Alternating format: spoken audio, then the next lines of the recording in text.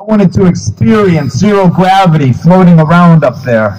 So I always knew what I wanted to do, but as a young boy, I wasn't sure, how do you become an astronaut? We only had 7 American astronauts at that time, and I didn't know any of them. But the one thing I recognized early on was it was going to be very difficult. There's a lot of competition. Thousands of people apply to be astronauts, and then only a small handful are selected. So as a young boy, I knew my only chance of making it up to space would have to involve me working hard and doing my best in school every single day. Have you ever heard that advice before? Work hard, do your best. Work hard, do your best. Have you ever heard that? Yes. Once or twice? Or maybe a million times? It's very good advice, because you never know when something you're learning today is going to help you in the future. So all through school, I always tried to do my best in math and science, but also music and art and gym, history, language. Whatever I studied, I always gave it my best effort. And after high school, I went on to university then. As you heard, I got my bachelor's degree in physics. And that is the minimum degree you need to become an astronaut. A 4-year university degree in math, science, engineering, or the medical field. But I knew the competition was going to be tough, and I thought, I can't apply to be an astronaut with just the bare minimum requirements. So I stayed in university, and I got my master's degree and then my PhD, my doctorate in engineering.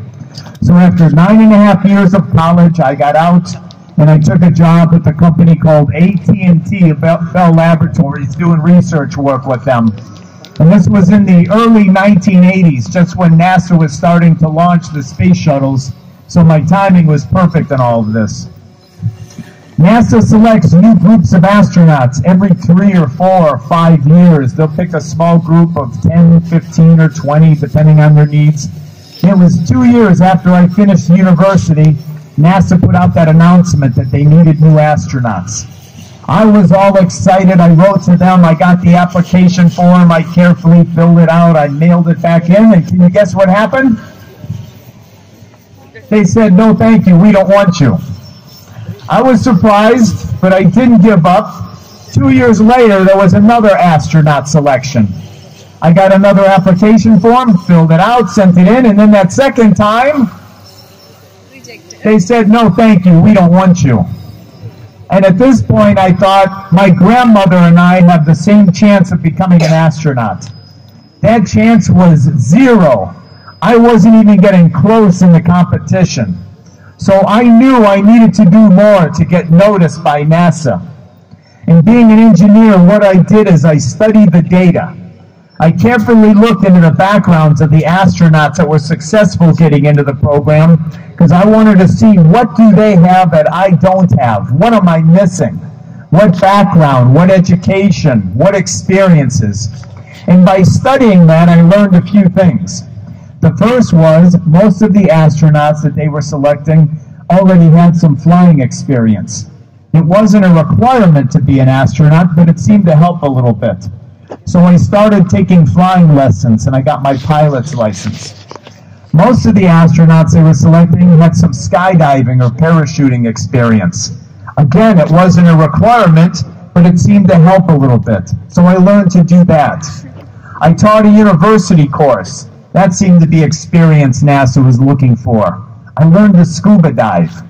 So I worked on these activities, and then 3 years later, there was another astronaut selection.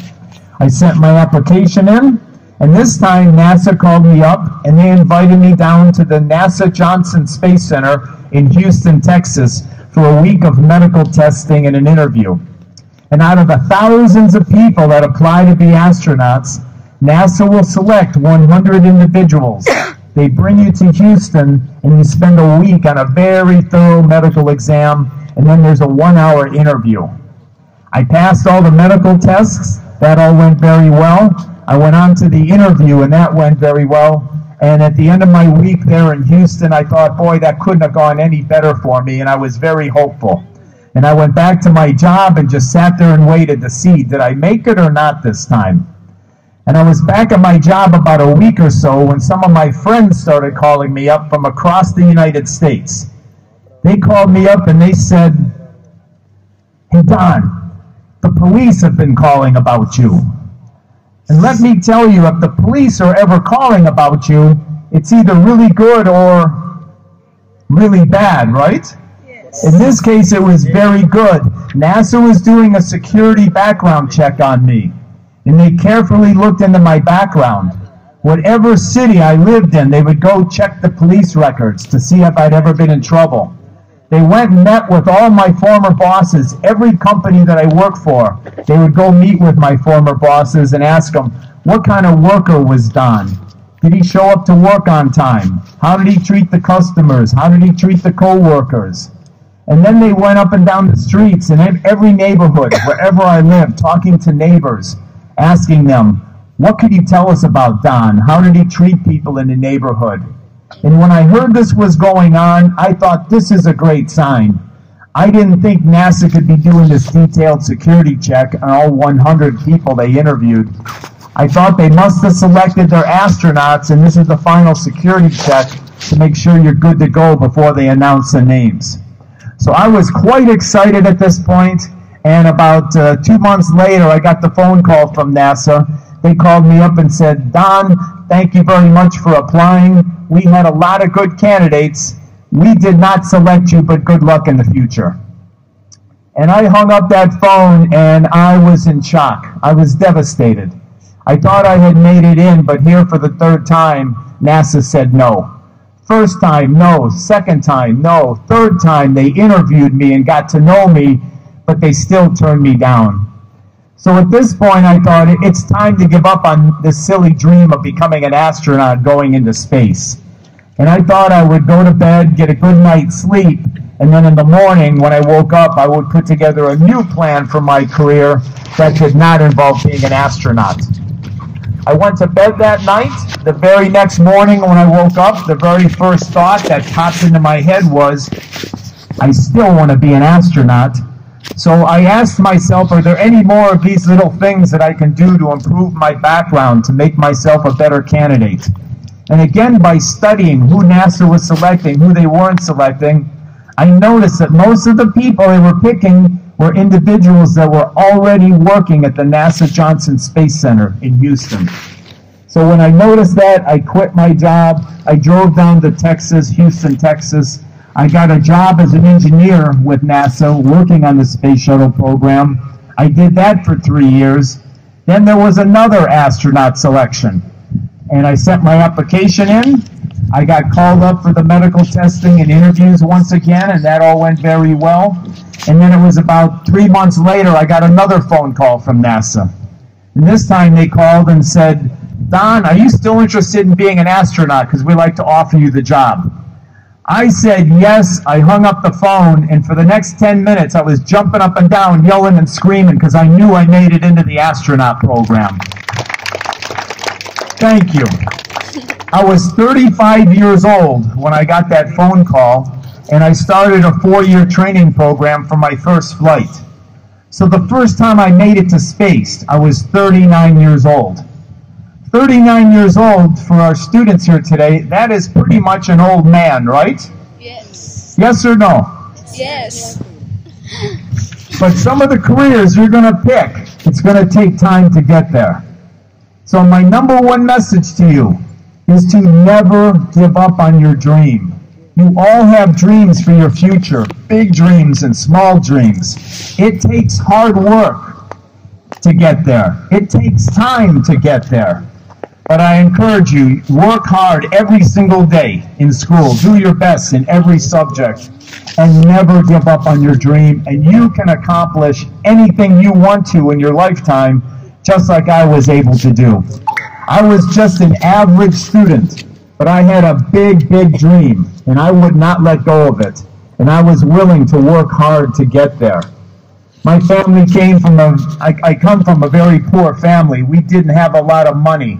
I did not let that stop me because I had this big dream, and that helped propel me to do my best until I could accomplish my dream of going in space. So I would urge you all the same thing.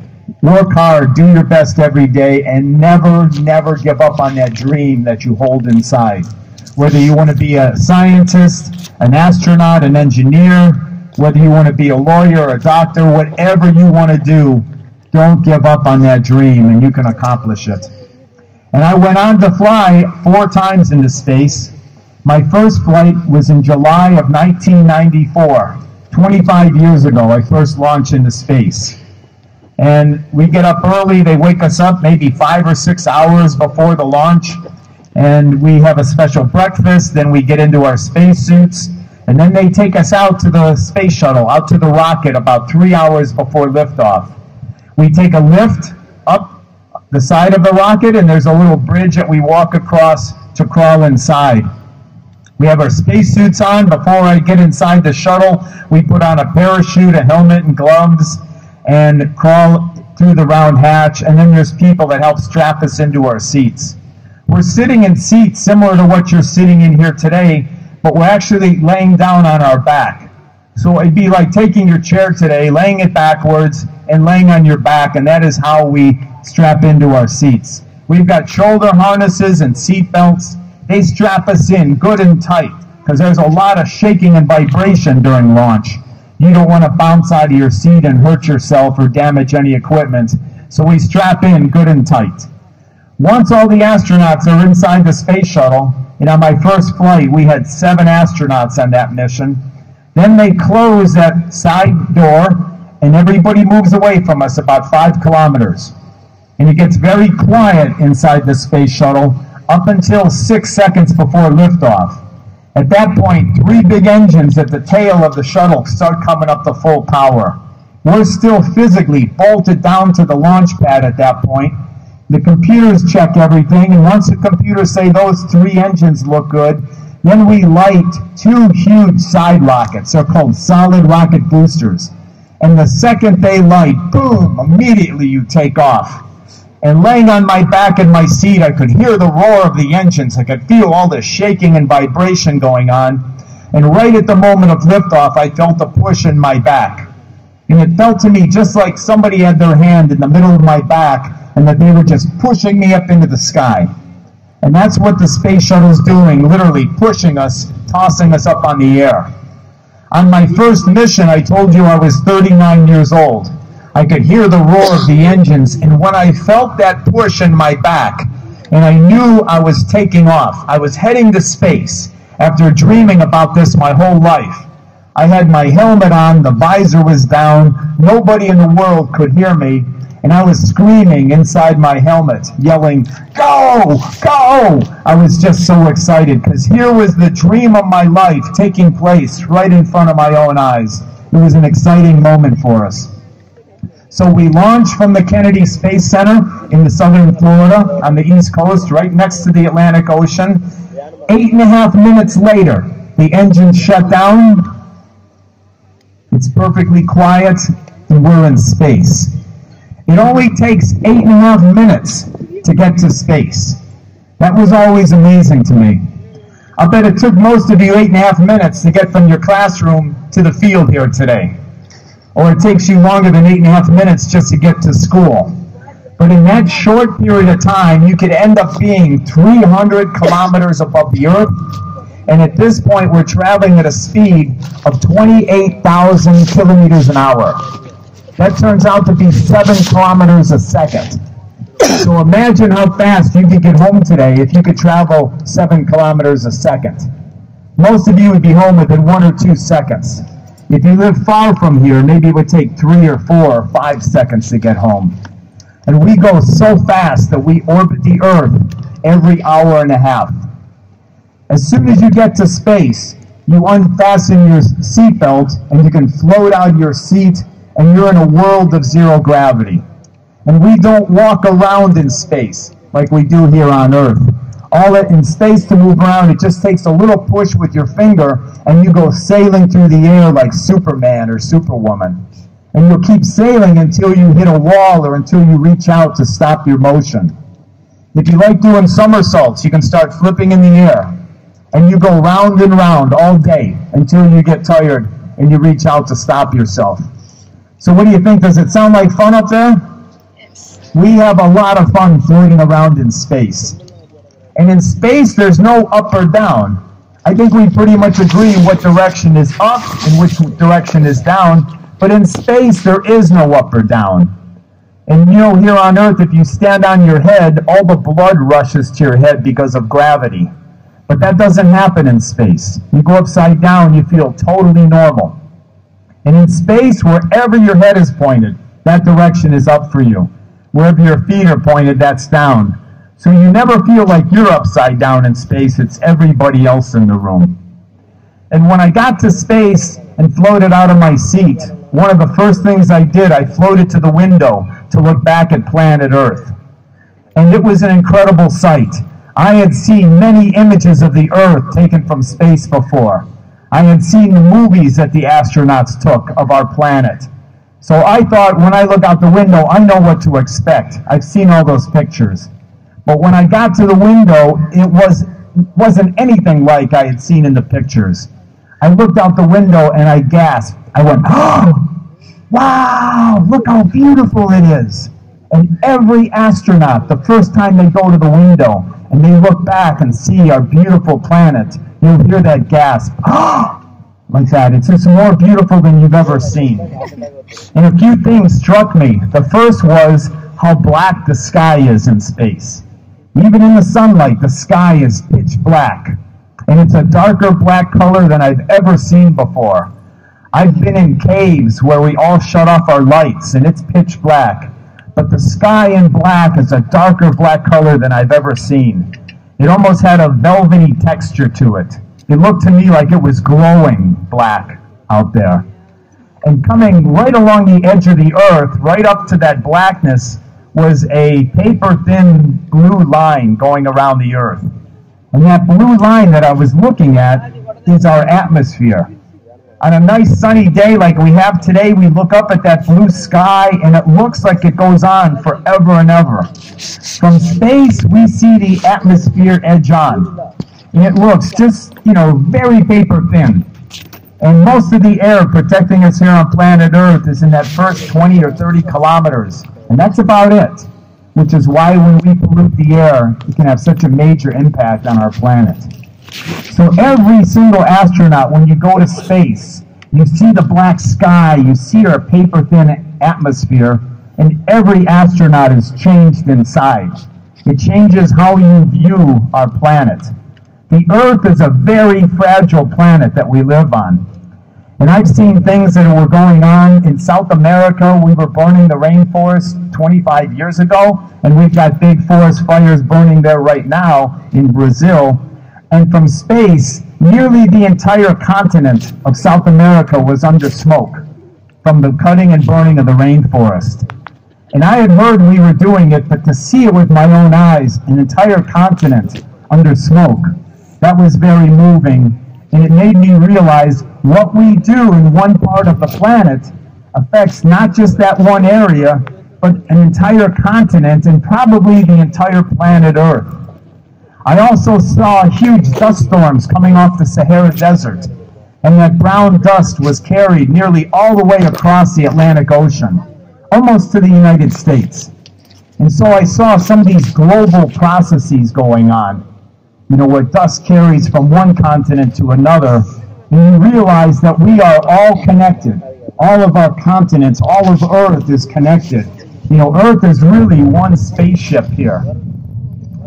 Another change that happens for every astronaut when they go into space is how you view your place on planet Earth. I grew up in Cleveland, Ohio, so I used to tell people, I'm from Cleveland, I'm from Ohio, I'm from the United States. Today, if you ask me, hey Don, where are you from? I'm going to tell you I'm from planet Earth. And for me, it doesn't matter what continent, what country, what language, what religion, none of that matters. We are all Earthlings here, and we all have to get along and take better care of our planet.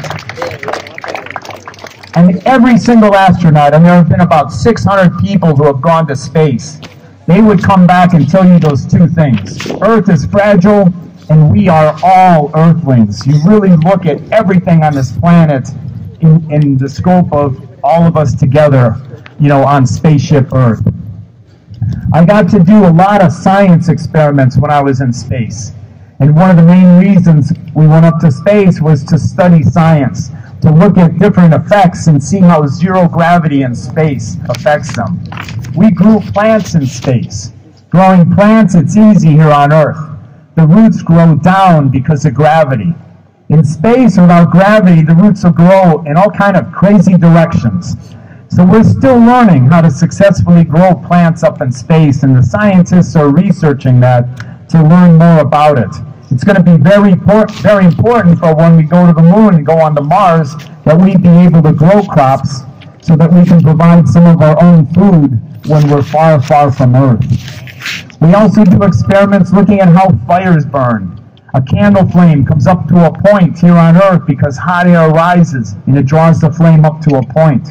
In space, without gravity, hot air doesn't rise. So instead of flames coming up to a point, in space a flame will burn perfectly round. So all these different effects we study in space, how fluids behave. We take pictures that document the changes of the Earth. So every single mission to space, we're doing a lot of science up there. For sleeping in space, it's a little unusual. We don't have dedicated bedrooms, so when it was time for the astronauts to go to bed, we had sleeping bags. And we would just attach a sleeping bag to the wall. You could float up there, slip inside, zip it up, and you go to bed. So we're sleeping up on the wall. If you would like to sleep up on the ceiling, you can do that in space. Put your sleeping bag up above you there, you float up there, slip inside, and you sleep up on the ceiling. So it doesn't matter in zero gravity. We wear dark eye shades when we're sleeping because we go around the Earth every hour and a half. And we get 45 minutes of daylight, 45 minutes of nighttime. You don't want the sun coming in your eyes all the time when you're sleeping. You need to wear the eye shades. And when we sleep, we cross our arms like you see here today. And the reason we do that, here on Earth with gravity, if I totally relax, my arms are going to fall to my side. But in space, if you're sleeping and you totally relax, your arms would tend to float right in front of you. So can you imagine you wake up in the morning, you open your eyes, and the first thing you see are two hands floating in front of your face? Our astronauts are not that brave, so we tuck our arms in. And the real reason we do it, when we're sleeping, there's a lot of switches and cables, and we don't want our arms floating somewhere, bumping a switch, hitting a cable, doing some damage. So we try to get nice and secure. Our food in space is a little different as well. We don't have a refrigerator or freezer. We don't have anything like that. So in space, most of our food is freeze-dried food. And it comes in small plastic packages like I'm holding here. So this food is fully cooked. They freeze it, they remove all the moisture, and then they put it in these plastic packages. And the reason they use this type of food, it doesn't require refrigeration. And it'll last a few years in this dry state. And once we get to space, we have a needle that'll poke into that food package. We inject water in there. That dry, hard food will absorb that water. It'll soften up. And after a few minutes, it's ready to eat. We just cut this package open with a pair of scissors, and we could eat it with a normal fork or spoon. All the food has a little dot of Velcro on it, and after we make our meal, we can just stick it to ourselves like this. You can float to a window, and you watch the Earth go by, and you have your lunch or dinner right there. How convenient is that? We don't use a dinner plate, because what do you think would happen in space? It's just going to float away. So everything has Velcro. We stick it to ourselves. We stick it up on the wall. And we have different types of food. We've got hamburger patties and macaroni and cheese, spaghetti. We've got different vegetables up there. I don't think they have curry yet. I was looking to get some curry up in space, but maybe that's something they're working on. For drinking in space, we can't drink out of a normal glass or bottle like we're used to doing here on Earth. If I had this bottle of water in space, I could take the top off, tip it upside down to get a drink, and nothing would happen. Without gravity, the water's not going to fall or pour out of the bottle. So in space, we drink out of foil pouches like I have here. And each of these little bags has powdered juice. This one has powdered orange juice. We've got powdered lemonade, powdered tea. And when we get to space, we put water inside there. We can mix up that powder a little bit, poke a straw in there, and then we just squeeze it into our mouth. Very similar to a juice bag or juice box that our students may have on their lunch. That's exactly how we, drink in space. And in space, if I took this bag of juice and I squeezed the bag, some of the juice will float out of it. And what happens to any liquid in space, it'll form a perfectly round ball. So I squeeze the orange juice bag, and I'll have a ball of orange juice just floating right in front of my face. And you could go up to it with one gulp and kind of gobble it down. Our more polite astronauts will take a straw, you could poke it in there and drink that, and you'll see the ball of juice get smaller and smaller and smaller and disappear. For cleaning up in space, we don't have a shower, we don't have a bathtub, we don't even have a sink like you may have at home. So when it comes time to clean up, we have some of these drink bags that I showed you, and instead of having powdered juice in these, a few of them will have powdered soap. We add some hot water, we mix up a bag of hot soapy water, we would put it on a sponge or washcloth and give ourselves a sponge bath. For washing our hair, we have a special shampoo. It's called no-rinse shampoo. And all you do is squirt some of that in your hair, you work up a lather, and then you take a towel and you pat it dry. Doesn't require any water. Very easy to use. And I love the bottle. On the side of the bottle it says, for beautifully clean, full-bodied hair. And if you ever see a picture of one of our astronauts in space, their hair is just floating out without any gravity. So it's definitely full-bodied hair up there. Now, exercise is important here on Earth, right? It's even more important in space. Because as I stand here in front of you this morning, I'm using my leg muscles to walk around to fight gravity. But in space, I just move around with little pushes of my finger and I float through the air.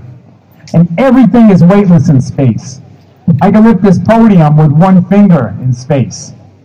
I can lift the rock over there, the stone with the dedication with my name on it. I could easily lift that with one finger. I can lift your car with one finger in space. So we don't use our muscles at all, and it's very important to exercise so that when we come back to Earth, we're still in good shape. So we would have a bicycle that we ride every day in space for about 45 minutes. You would get your heart muscle going, get your leg muscles working, so that when you come back to Earth at the end of the mission, you're in good shape. And we would set up the bicycle right underneath a big window on the space shuttle. So as you would pedal the bike, you could lean back a little bit and look out the window. And in 45 minutes riding the bike, you go halfway around the world during that time. So as you're pedaling away, I would look out and maybe I see Australia goes by the window, or Africa. Some of the astronauts used to make a big deal about it. They would say, I want to bicycle across the Pacific Ocean. If you ever hear that claim, don't be impressed. It only takes about 15 minutes to do that. So living in space is fun. Our toilet is very similar to our toilets on Earth, but on Earth we use gravity to collect the waste material. You can imagine what would happen in space with zero gravity. So this toilet, in the bowl of the toilet, it has giant fans. And we turn on the fans and it sucks air from the toilet seat downward, and we use that down rush of air to collect all the waste material to act like gravity. That's the secret of the toilet in space. Well, my favorite thing to do when I was in space was always looking out the window, looking back at planet Earth. And I have seen so many incredible sights. I have seen the top of Mount Everest with my own eyes about 25 times during my missions. I've never climbed Mount Everest, but I've seen the top of it many, many times. I call it the lazy man's way to see the top of Mount Everest. No climbing involved, just cruising overhead as I drink my juice. But I've seen so many sights like the Great Barrier Reef off Australia. I've seen the Amazon rainforest in Brazil and South America. I've seen Mount Kilimanjaro, volcanic peak in Africa, poking up through the clouds. So many amazing sights around planet Earth, and these are all places I had read about when I was a young boy. I had seen pictures in books, but to look out the window and see it with your own eyes is always very moving. So every free moment that I was in space, I would try to float to the window to watch the Earth go by. Well, at the end of our mission then, and typically our space shuttle missions lasted about 2 weeks. My longest mission was just 16 days. And at the end of the mission, we pack everything up and it's time to come home. We fire a big engine in the back of the space shuttle. It would slow down our speed a few hundred kilometers an hour, and we would begin our fall back to Earth. And launching to space takes just 8.5 minutes. Our return back from space takes about an hour. We come down much slower so we don't overheat and burn up. And we would end up landing at the Kennedy Space Center in Florida on the east coast of the United States, right by the Atlantic Ocean. And the shuttle returns just like an airplane. Comes back down, lands on the runway. We have a big drag parachute that pops out the back to help slow us down. And then we put the brakes on and just roll to a stop.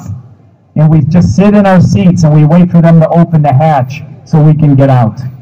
And when you first come back to Earth, you feel like you weigh about 1,000 kilograms because you've been floating around weightless for 2 weeks, and then suddenly you come back to this pull of gravity.